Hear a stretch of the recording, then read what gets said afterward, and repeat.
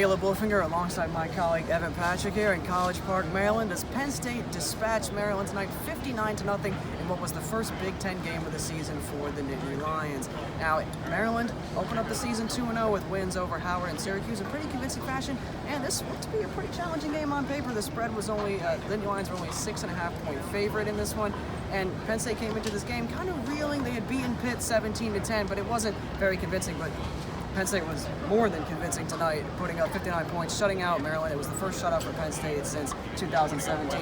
And Coach James Franklin talked about how it was a complete performance in all disciplines, and Sean Clifford put on the show tonight. Yeah, Sean Clifford, easily the best performance of his young career here at Penn State. Had 3 passing touchdowns on 26 of 31 passing, and after the Pitt game, he said that he kind of got comfortable with his preparation leading up to the week and didn't have the best game. Clearly, he had his preparation where he wanted it heading into this one.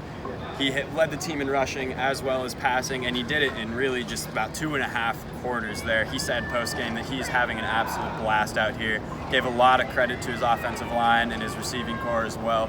KJ Hamler was explosive as ever tonight. That passing touchdown from Clifford to Hamler, where Hamler breaks a tackle, stutter step, Jahan Dotson throws a block, he takes it up the sideline for the score. Really set the Lions off and running tonight, and it was really, the floodgates were open from there. Yeah, the route was on by halftime, and Penn State's defense played a big part in that. Now, Micah Parsons was ejected in the first quarter for a targeting penalty.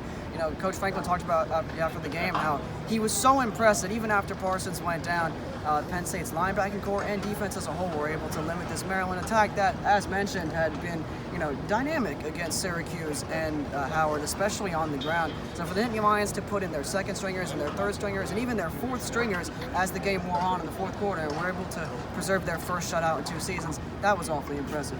Now, Penn State will be back in action next weekend against Purdue in the annual homecoming game. Make sure to tune in, keep in touch with us for our coverage on the website and on social media throughout the week.